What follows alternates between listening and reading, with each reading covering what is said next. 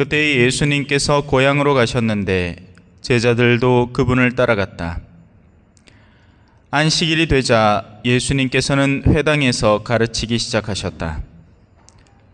많은 이가 듣고는 놀라서 이렇게 말하였다. 저 사람이 어디서 저 모든 것을 얻었을까? 저런 지혜를 어디서 받았을까? 그의 손에서 저런 기적들이 일어나다니. 저 사람은 목수로서 마리아의 아들이며 야고보, 요세, 유다, 시몬과 형제간이 아닌가? 그의 누이들도 우리와 함께 여기에 살고 있지 않는가? 그러면서 그들은 그분을 못마땅하게 여겼다. 그러자 예수님께서 그들에게 이르셨다. 예언자는 어디에서나 존경받지만 고향과 친척과 집안에서만은 존경받지 못한다. 그리하여 예수님께서는 그곳에서 몇몇 병자에게 손을 얹어서 병을 고쳐주시는 것밖에는 아무런 기적도 일으키실 수 없었다. 그리고 그들이 믿지 않는 것에 놀라셨다. 예수님께서는 여러 마을을 두루 돌아다니며 가르치셨다. 주님의 말씀입니다.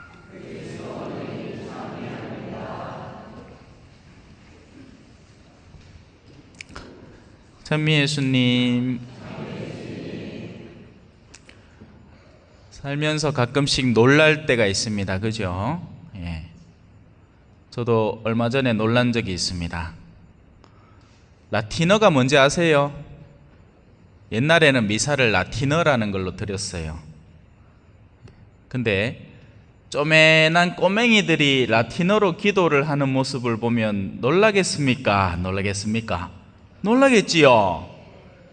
쪼매한 게 In nomine Patris et Filii et Spiritus Sancti 이렇게 샀는데 아이고 놀라겠더라고.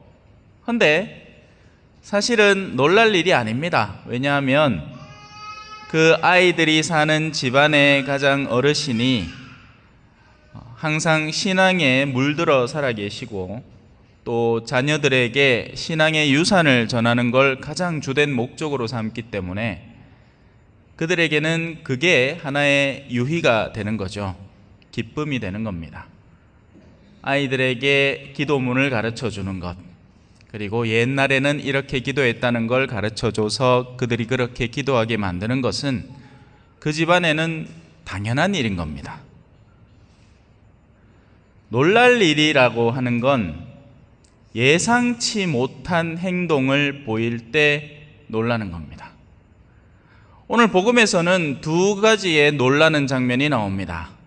첫째는 사람들이 놀랍니다. 왜? 예수님이 와서 이런저런 당신의 지혜를 드러내고 심지어 기적까지 행하는 모습을 보면서 놀랍니다. 여기 나오죠. 안식일이 되자 예수님께서는 회당에서 가르치기 시작하셨다. 많은 이가 듣고는 놀라서 이렇게 말하는 겁니다. 어떻게 저런 친구가 저렇게까지 되었지? 이런 거죠. 두 번째 놀람의 장면은 어딜까요? 뒷부분에 나옵니다. 예수님이 놀랍니다. 이번에는 예수님께서는 그곳에서 몇몇 병자에게 손을 얹어서 병을 고쳐주시는 것밖에는 아무런 기적도 일으키실 수 없었다. 그리고 그들이 믿지 않는 것에 놀라셨다. 사람들이 놀라는 건 이해할 만합니다. 그죠? 예.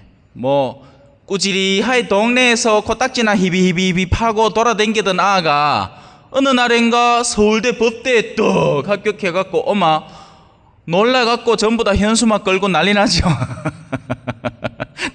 우리 동네에서 참 그건 아직 적응이 안 됩니다. 누구 무슨 박사 취득 초전중학교 동창회 난리라 난리. 그런데 재미난 놀라움이 있습니다. 하느님은 전능하신 분인가요? 그렇습니다. 전능하고 전지하시죠. 전능하고 전지하다는 것은 앞서 제가 말씀드린 것처럼 아이들이 기도를 하는 것에 놀라우나 사실은 그 아이들이 그런 기도를 배우게 된 연유를 따져 들어가면 사실은 놀라울 일이 아니라는 결론에 도달하게 되는 겁니다. 놀라운 일이 아닌 거죠. 당연한 일인 겁니다. 그 집안에서는 이것이 당연한 일인 거죠. 아이들이 성가를 부르면서 놀고 또 교육을 잘 받아가지고 어른들이 왔을 때는 이제 평소에 안 보던 걸 보여주면 거기에 집중해서 빠져들게 만들고, 그거 아니고 지금 아이들은 산만해가지고요, 뭘 보여줘도 막 정신없이 행동을 합니다.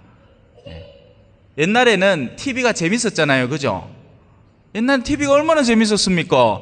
일요일 밤에 하면 이제 사람들 다 모여갖고 그거 쳐다보고 있었습니다, 그죠?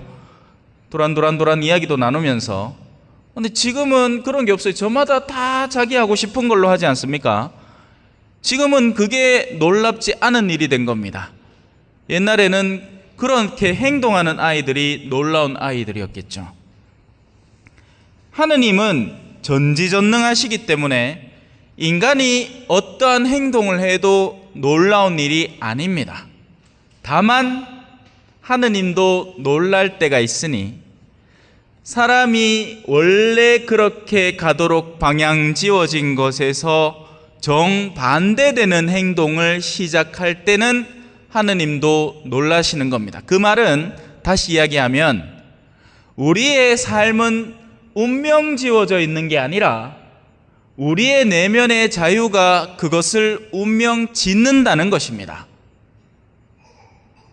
원래부터 이 사람은 아이고 요마 요거는 나면서부터 신부감이라 어릴 때부터 막 기도 열심히 하고 막 성당도 꼬박꼬박 나가고 그런 거 보이긴 해. 내 인자 신부 돼서도 잘 살 놈이라 그럴 것 같아요.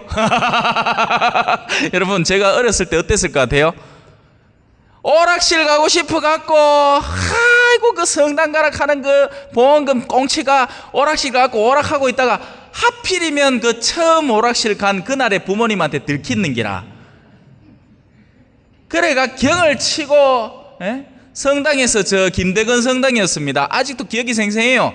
그때 당시에 서태지와 아이들 됐어 이제 그런 가르치면 됐어 이거 하면서 막 율동자가 한 3명 모여갖고 춤추고 막 노래하고 막 그렇게 했더니만은 저 뒤에 있던 우리 형 친구가 우리 형한테 절마 저거 신부 되겠다는 놈 맞나? 이럽니다.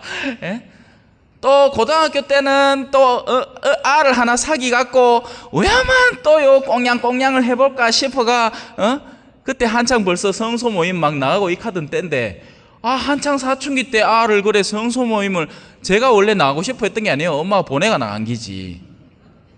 그래 놓고는 성당 소문을 다 내놨는 기라 신학교 간다고. 사람 환장하겠대요. 나는 연애하고 싶고 사귀고 싶고 한데 야를 신학교 간다고 소문을 내놔보니까 사람들이 나를 이상하게 쳐다봐. 그러던 아가 지금 이렇게 하고 있는 겁니다. 놀랄 노자 아닙니까? 그런데 반대도 가능한 겁니다. 얘의 삶의 방향은 지극히 세속적일 것이고 그 누구보다도 잘 놀고 그 누구보다도 까불고 그 누구보다도 세상 욕구에 밝아 있는 아이가 지금 사제 생활을 하고 있고 그 어떤 사제보다도 열정적으로 사람들에게 신앙에 대한 선포를 하고 있다는 것이 놀랍다면 반대도 마찬가지인 겁니다. 이 정도 텃밭에 저 성당 들어오는 입구의 주임 신부 사제보다도 자기들이 배출시킨 성소사의 사진들이 줄줄이 걸려있는 곳에 이 좋은 텃밭에 여기서 주교님도 나셨다면서요. 헌데 사람들의 삶을 곰곰이 살펴보니 저마다 땅 문제, 무슨 돈 문제, 형제간의 유산 문제, 막 그 갖고 소가리를 머거치 하고 있고 그 누구보다도 세속적인 삶을 한편 살아가면서 또 성당에서는 신자인 척 하면서 나오는 그런 이중적인 위선적인 모습까지 다해서 뭐야 싶은 거기도 한 겁니다. 어둠은요, 그 자체는 의미가 없습니다. 어둠이라는 건 원래 빛이 있을 때 존재하는 것이 그림자예요. 맞죠? 맞다 하네. 에이, 우리 꼬맹이 소리는 듣기 좋다, 그죠?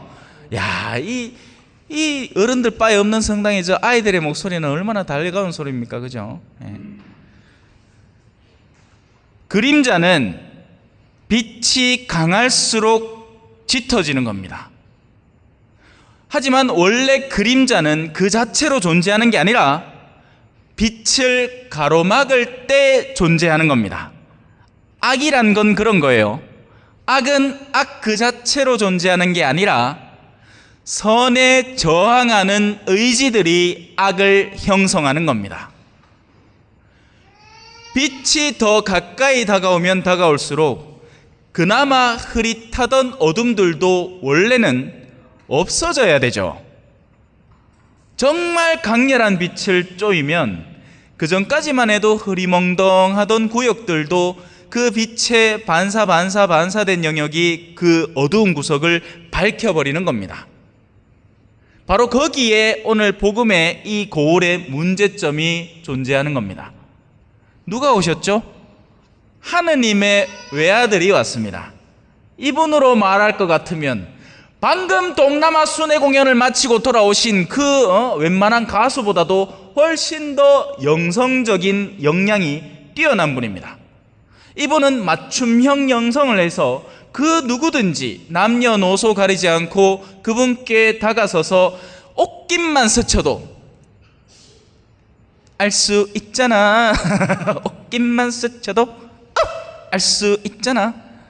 옷깃만 스쳐도 12년을 하혈하던 여인의 내면이 싹 다 나아버릴 분이에요. 헌데 그들의 친척들, 그들의 동네 사람들인 그들은 그분의 그 영성적 빛을 보고는 무엇을 결심하느냐? 못마땅해야 하는 겁니다. 기분 나쁘다는 거죠. 저 인간 기분 나쁘다. 자, 우리 잘한다. 가 자식이고. 그래서 저는 이 성당에서는 웬만하면 제 친척 이 일가 쪽으로 얘기를 안 해요. 여기는 기본 노선을 깔고 들어가려고 하거든요. 누집 자식이고 이겁니다. 그래서 아마 제 생각에는 저 앞에 들어오는 입구에 걸려있는 사람들 중에 그 누구도 이 본당에 와서는 안 됩니다. 사목이 안 될 거예요. 내 인마 너가 아버지 잘 알고 인마 내 너가 삼촌 잘 알고 인마 내가 비록 성당은 안 댕기지만 여 주차장에 차 좀 대는 게 뭐때 하면서 차 대놓고는 참에다 방들어갈 겁니다. 그 신부님 친척이라고. 아닌 게 아니라 내한테 겠어요. 아이고 안녕하십니까 하이끼네 당장 하는 소리가 그거야. 그 누구가 우리 고모하고 그 잘 알고 우리 친척 중에도 그 수녀님 계시고 어쩌라고요? 그게 내하고 무슨 상관인데요?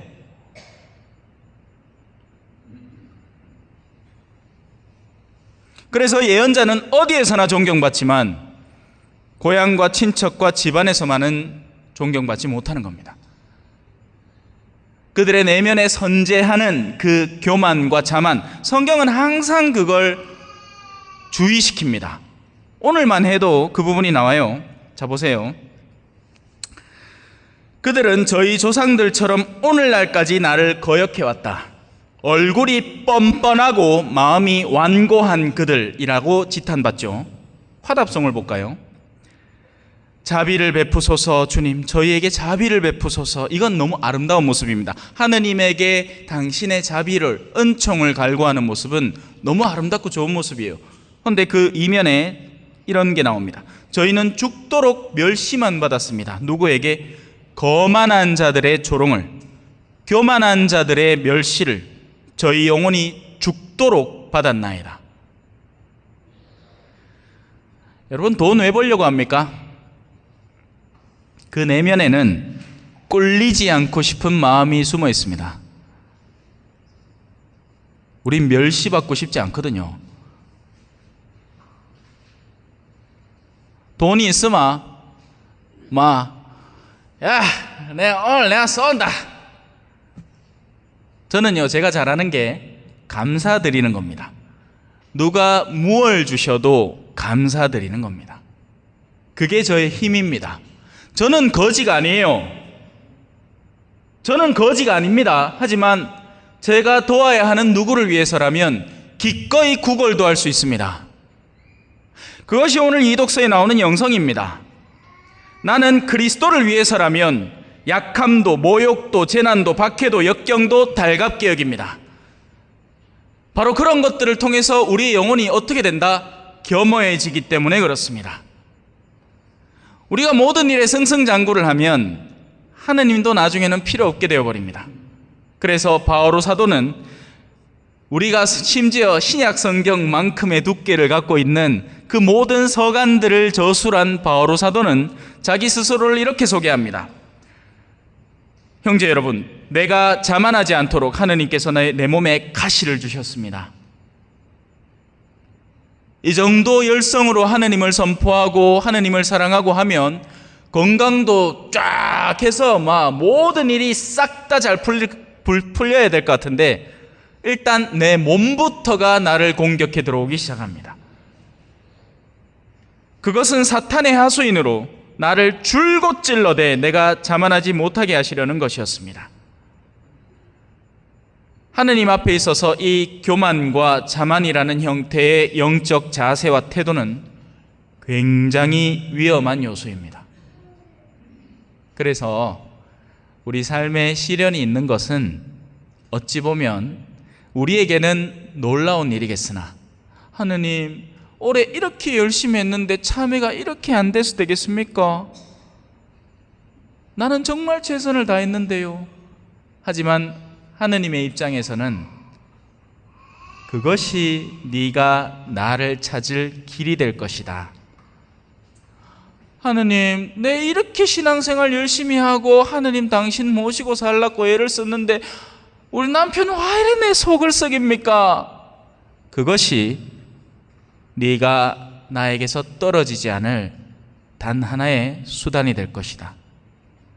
너에게 그것이 없어지는 날 너는 다른 그 어떤 누구보다도 교만하고 자만하는 영혼이 될 것이다.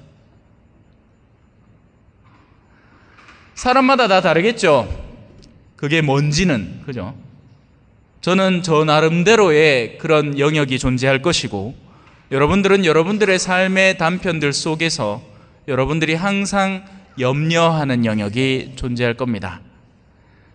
하지만 하느님에게는 가리워져 있는 것이 없으니 우리의 내면 속에 하느님 앞에 겸허함을 지니고 충실하게 살아가면 훗날에 하느님은 우리를 그 괴로움에서 반드시 해방시켜 주실 겁니다. 그리고 그때 우리는 다시 다 모여서 우리가 그동안 겪었던 일들을 함께 나누면서 기쁨을 나누게 될 겁니다. 내 인자 다시 보이시대 내하고. 지금 내가 꼴 보기 싫으면 어쩔 수 없고 그 사람 답이 없다. 왜? 여러분, 제가 어떤 의도로 여기에서 일하고 있을 것인가, 그에 대한 식별을 올바로 하셔야 됩니다. 그 가장 기초적인 신뢰를 두지 않고 우리 주임 신부님은 우리를 싫어하실 것이다 라고 추측하는 사람에게는 저는 어찌 대답할 방법을 찾지를 못하겠습니다.